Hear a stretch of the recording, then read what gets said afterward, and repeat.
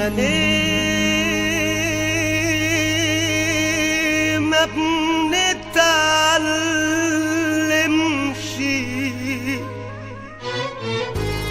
من اللي بيحصل حوالينا؟ احنا ليه قلوبنا ماتت ودموعنا نشفت في عينينا؟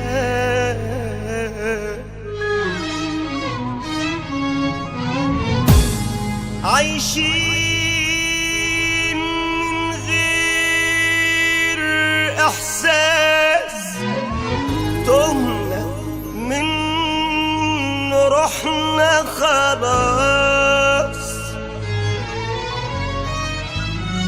عايشين من غير احساس، تهنا من روحنا خلاص.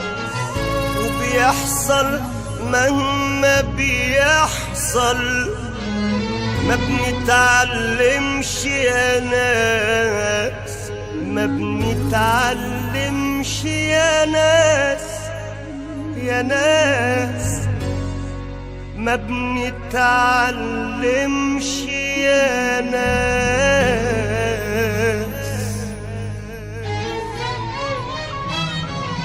ما حصلكش ما حصلكش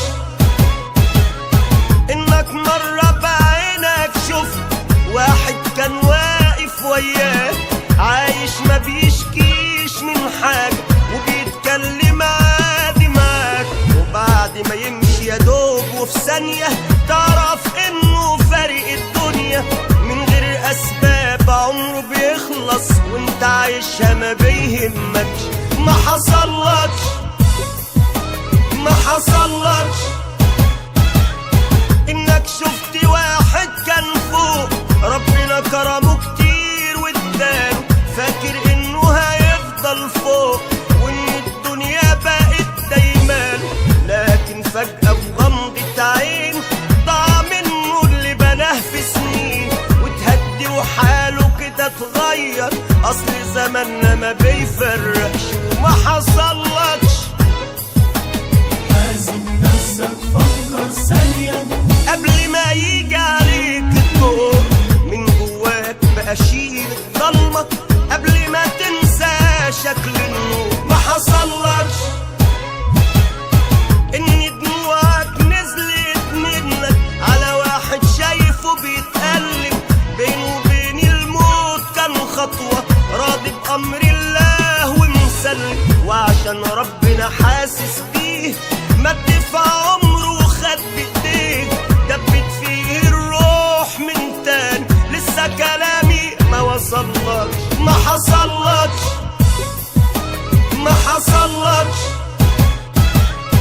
انك مرة كنت حاسبها ومفكر روحك كسبان مش سايب ولا غلطة عشانها تطلع في الاخر خسران، وبعد ما تبقى واثق من نفسك تاخد الحاجة مش اللي في نفسك، وده علشان ربنا مش رايد اللي بتحلم بيه ما جالكش. ما حصلكش لازم نفسك فكر ثانية قبل ما يجي عليك الدور من جواك بقى شيل الضلمة قبل ما تنسى شكل النور. ما حصلكش انك مرة وقفت بتبكي ودموعك بتداري عليك وبحرقة واحد ندمان خايف من اللي هيحصل ليك. ارفع ايدك بقى لله قوله سامحني عشان تلقاه، ده اللي مخليك عايش فيها على طول فاكرك ما بينسكش. ما حصلكش لازم نفسك فكر ثانية قبل ما يجي